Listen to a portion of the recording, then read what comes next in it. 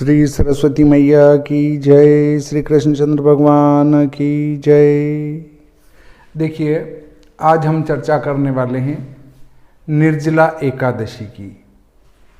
संवत 2079 शक 1944 ज्येष्ठ शुक्ल पक्ष 10वीं शुक्रवार। इस दिन एकादशी का क्षय होगा और जहाँ पर 5:43 या 5:46 के पहले सूर्योदय हो जाएगा वहाँ पर द्वादशी का क्षय होगा। एकादशी का क्षय हो या द्वादशी का क्षय हो, व्रत एकादशी का 10वीं को ही होगा। एक इसकी लाइन बनती है जो मैंने पूर्व के वीडियो में बनाई है कि जैसे ये हनुमानगढ़ है,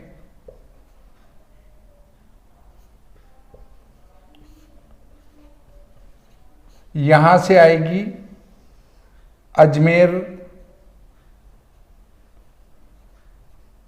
और इधर हम बढ़ाते जाएंगे तो ये नीमच इधर रह जाएगा। इससे नीचे उतारेंगे तो हमारा जो मद्रास है, मद्रास आ जाएगा और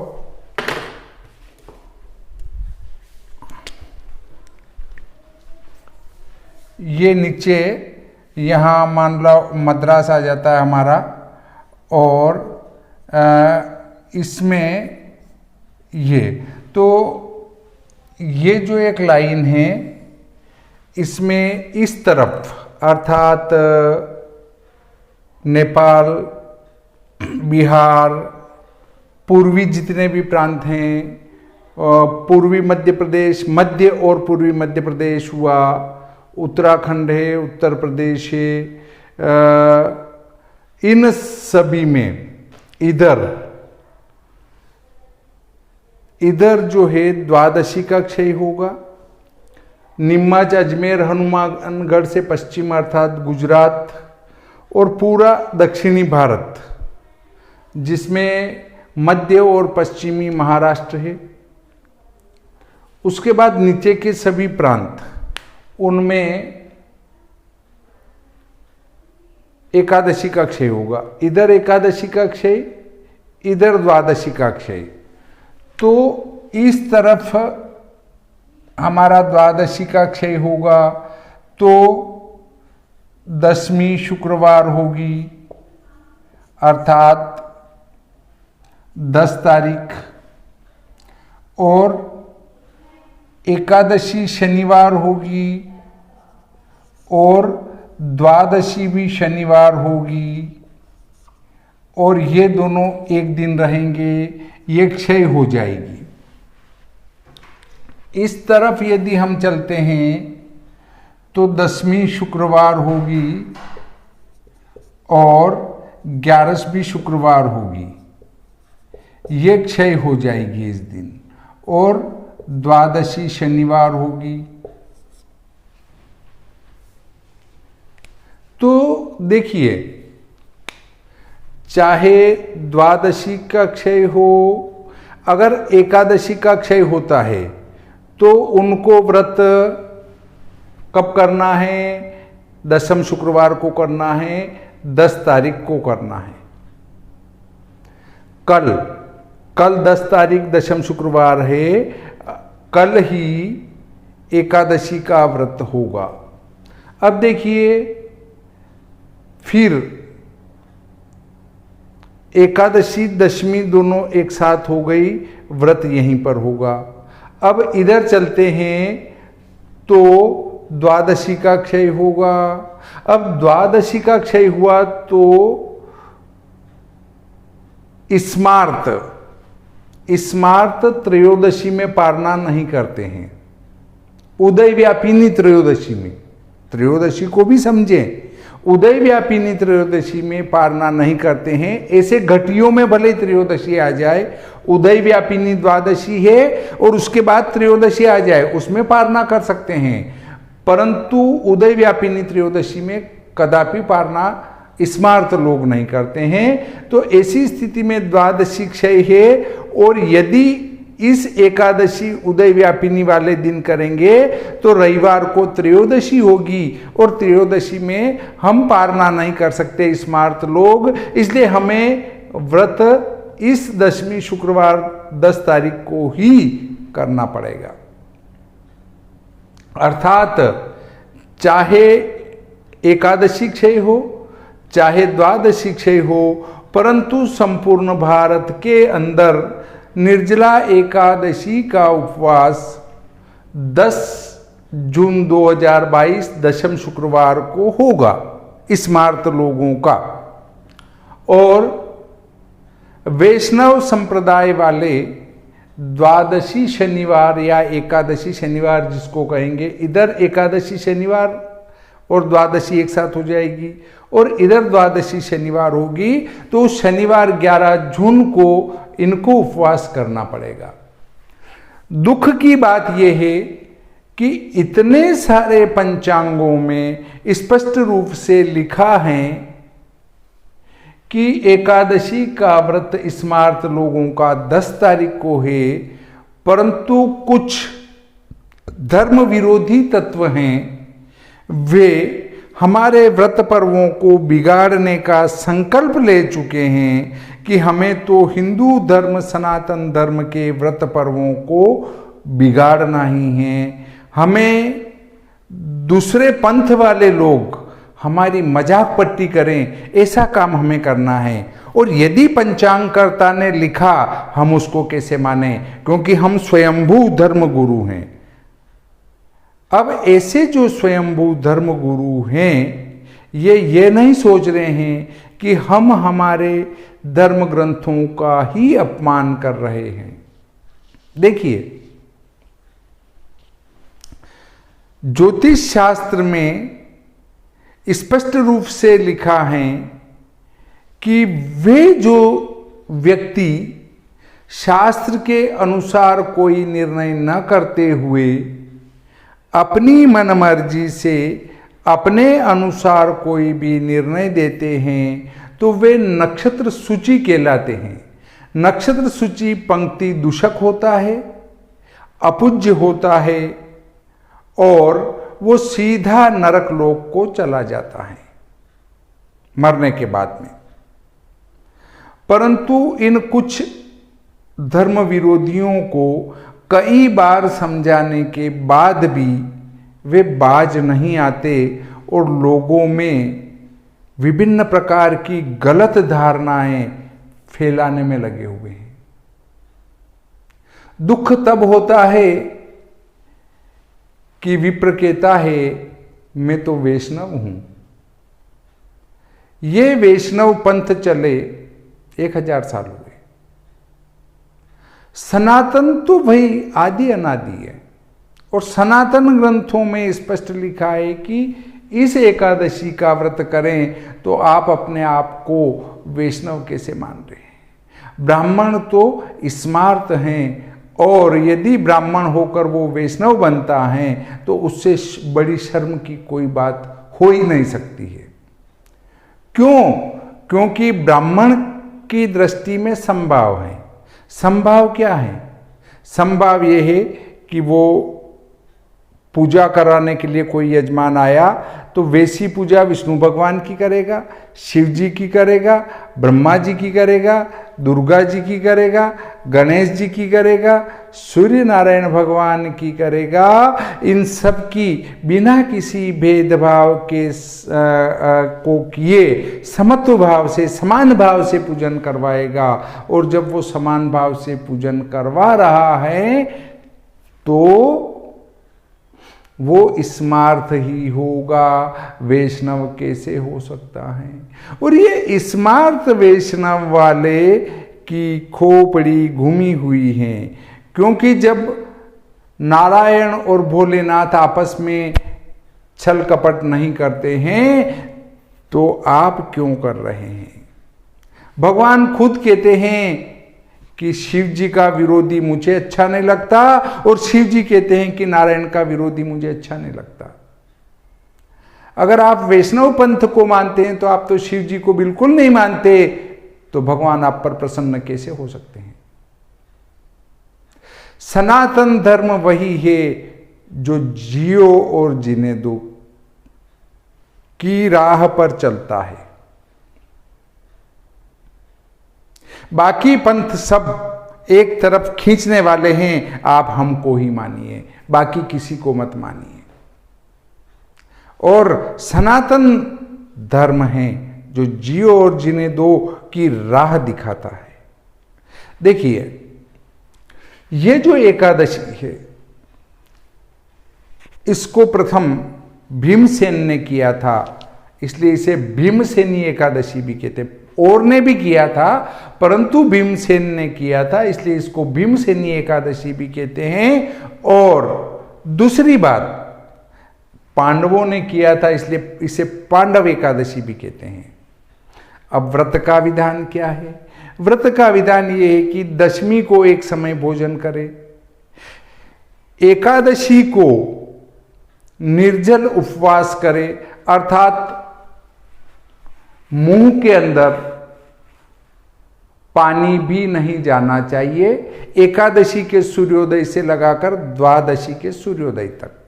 अर्थात जब हम एकादशी का व्रत 10 तारीख को करेंगे तो 10 तारीख शुक्रवार को सूर्योदय से लगाकर अगले दिन के सूर्योदय तक मुंह में जल भी नहीं जाने देंगे। और यदि नहीं रहा जाए तो कितना पानी पिए?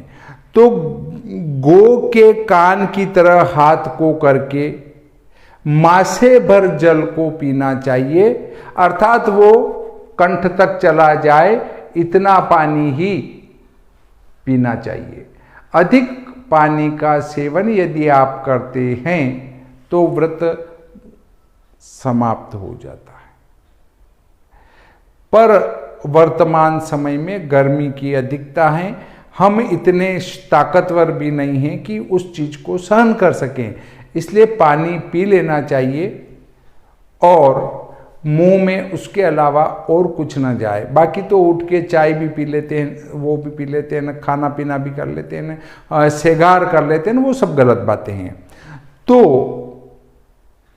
अगर हमें ये 10 तारीख दशम शुक्रवार को एकादशी का व्रत करना है तो 9वीं गुरुवार 9 तारीख को एक समय भोजन, शुक्रवार को एकादशी के दिन उस दिन केवल गले तक पानी चला जाए, इतना दिन में 1 बार पीना या अधिकतम 2 बार, और फिर नहीं रहा जाए तो 3 बार, पर गले से नीचे पानी नहीं जाए, इतना पीना। फिर उससे अगले दिन सूर्योदय होने के बाद में पारना नहीं करना। पारना का विधान है एक समय व्रत करना, दोनों दिन व्रत करना। एकादशी से एक दिन पूर्व भी व्रत होगा और एकादशी के बाद भी व्रत होगा, एक समय भोजन करना होगा। उसी को आप पारना कह दो या एक समय भोजन करना कह दो, तो एक समय भोजन करना होगा। और बहुत सारे पारना का समय बता रहे हैं कि प्रातःकाल 5:46 के बाद पारना करें। क्या कोई मान लो 5 बजे भी उठ जाता है या 4 बजे उठ जाता है, तो क्या वो सूर्योदय के पहले ही खाने लग जाएगा? क्या नहीं खाएगा। वह व्यक्ति जो 4 बजे भी उठा तो 4 बजे उठ के स्नान वगैरह से निवृत्त होगा, 5 बज जाएगी। फिर एकादशी का उपवास किया तो वो पूजा पाठ भी करेगा, इसमें आधा घंटा लग जाएगा, तो कुल मिलाकर 5:30 बज जाएगी, या सामान्य व्यक्ति को 6 बज जाएगी। और कोई भी उठ के खाना खाने का काम कभी नहीं करता है। ऐसा इन जो पारना बता रहे हैं इन पंडितों को विचार कर लेना चाहिए कि हम पारना बता रहे हैं या दिमाग नहीं चला रहे हैं। दिमाग कहाँ रखा है? पंडितों ने नहीं बताया, ज्योतिषियों ने। क्योंकि ज्योतिष तो हर कोई बन बैठा है अभी इस समय में। जिसने 2-3 दिन कोई किताब पढ़ ली और 1-2 ज्योतिष सम्मेलन अटेंड कर लिए और उसमें पैसे दे दे के मंच पे बैठ गए, तो वो तो बहुत बड़ा ज्योतिषी हो गया। जन्म पत्रिका का इष्ट नहीं निकाल सकते हैं, ऐसे लोग ज्योतिष सम्मेलन में मंच पर जाकर बैठते हैं और फिर जब मंच पे बैठते हैं तो सामने बैठे वाले देखते हैं, यार ये तो बहुत बड़ा आदमी मंच पर बैठा है, बहुत बड़ा जानकार है, और फिर वो रास्ते में उतरकर कोई भी फेंक पट्टी करता है तो लोग फिर उसको मानते हैं। जो व्यक्ति 21-21 हज़ार या 11-11 हज़ार रुपये देकर 1-1 घंटा मंच पर बैठ जाए और बाद में वो पब्लिक में 5-1 सम्मेलन अटेंड करने के बाद में अगर पब्लिक में जाए तो लोग तो उसके आगे पीछे घूमेंगे, बहुत बड़ा विद्वान है ये तो। चाहे उसने एक पुस्तक पढ़ी होगी और कुछ सम्मेलन अटेंड करके ना वो मंच पे बैठ गया, परंतु वो फिर फेंक पट्टी चालू कर देता है। तो आजकल के होने वाले ज्योतिष सम्मेलन दुकानें मात्र हैं जो लोगों से पैसे ऐंठ कर अपना पेट पालन करते हैं। और पूर्व में जो ज्योतिष सम्मेलन होते थे वो विद्वानों को सम्मान दिया करते थे। आजकल विद्वत्ता से मतलब नहीं है, धन से मतलब है कितने दे रहे हो, उस अनुसार आपको सम्मानित किया जाएगा। अगर आपने 21,000 रुपये दे दिए तो आप एशिया टॉप 10 बन जाओगे। अरे यार, जो पंचांग बनाने में अपना सिर पचाई करते हैं और रात दिन लगे रहते हैं वो तो एशिया टॉप 10 में नहीं आए, वो उनसे भी एशिया टॉप 10 में चले गए और पंचांग करता है, या जो दिन रात इसी में लगे रहते हैं बेचारे, वो तो एक सामान्य सम्मान के अधिकारी भी नहीं है। तो ये स्थिति हमारे भारत में हो चुकी है। एक समय था जब विद्वानों का सम्मान होता था, एक समय अब आ गया जो धन का सम्मान होता है। जितने भी ये सम्मेलन करता है सिर्फ और सिर्फ धन लेकर मंचों पर बिठाते हैं, सम्मानित करते हैं, और वे लोग ही बाजार में आकर फिर क्या करते हैं, ये इस प्रकार के उटपटांग निर्णय देते हैं जो कि शास्त्रोक्त नहीं है। वे नक्षत्र सूची हैं सब, और मरने के बाद सीधे नरक लोक को जाएंगे। तो आप समझ चुके होंगे कि कोई भी व्यक्ति प्रातःकाल 5:43, 5:46 के बाद पार ना करें। अरे भाई, 5:46 पर सूर्योदय होगा, 5:43 पर सूर्योदय होगा, उस समय कौन पारना करने बैठेगा? कोई नहीं करेगा। इसलिए व्यर्थ के इन पाखंडियों के चक्कर में न पड़ते हुए आप शनिवार के दिन जब पारना करें तो आराम से भगवान नारायण का पूजन करें, और पूजन करने के बाद आराम से एक समय पारना करें, एक समय भोजन को करें। वैसे तो नियम दोनों दिन, अर्थात एकादशी उपवास से एक दिन पहले और उसके एक दिन बाद एक समय भोजन का विधान शास्त्र बताते हैं। तो अब आप ये समझ चुके होंगे कि हमें पारना कब करना है। शनिवार को उठे, नहाए धोए, पूजा पाठ करी और उठ के कोई खाने नहीं बैठेगा, इसलिए आप आराम से अपना भोजन निपटें। और वैसे तो गृहस्थियों के लिए तारों के दिखाई देने पर भोजन का विधान है। फिर भी एकादशी का चूंकि उपवास कर चुके हैं, इसलिए दोपहर पश्चात जब दिन ढल जाए तो भोजन करना चाहिए। बाकी जो सामान्य एकादशी का उपवास करते हैं तो वे न तो एकादशी से एक दिन पहले व्रत किया और न एकादशी के दूसरे दिन व्रत करेंगे। वे दूसरे दिन भी दोनों टाइम भोजन करेंगे और एक दिन पहले भी दोनों टाइम भोजन करेंगे। ऐसे व्यक्ति भी एकादशी के दूसरे दिन लगभग 10 बजे ही भोजन करेंगे, और जल्दी किया तो 9 बजे कर लेंगे, इससे पहले नहीं करेंगे। इसलिए पारना करने का समय बताना त्रुटिपूर्ण, अशुद्ध और गलत है। ऐसा नहीं कि भाई द्वादशी में ही पारना करें, एकादशी में ही पारना करें, या एकादशी निकलने के बाद पारना करें, ऐसा कोई विधान कहीं प्राप्त नहीं होता है। बस आप उठेंगे तो उठ के खाने नहीं बैठेंगे, भोजन बनेगा करेगा, उसके बाद भोजन करेंगे। इसलिए पारना 9-10 बजे ही होता है, उसके पहले नहीं होता है, 2 समय भोजन करने वालों के लिए। तो आप इस प्रकार के विस्तार से बताए गए विवरण से शायद संतुष्ट हुए होंगे। तो मैं आज का प्रकरण यहीं समाप्त करता हूँ। फिर भी यदि किसी को कोई शिकायत हो तो निसंकोच कमेंट बॉक्स में जाकर कमेंट करें, समाधान करने की पूरी कोशिश करेंगे। दूसरा,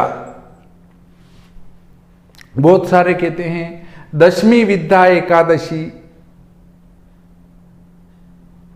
का व्रत नहीं होता है, उससे तो पुत्र पौत्रों को नाश होता है, महापाप लगता है, ये सब फर्जी लोग हैं।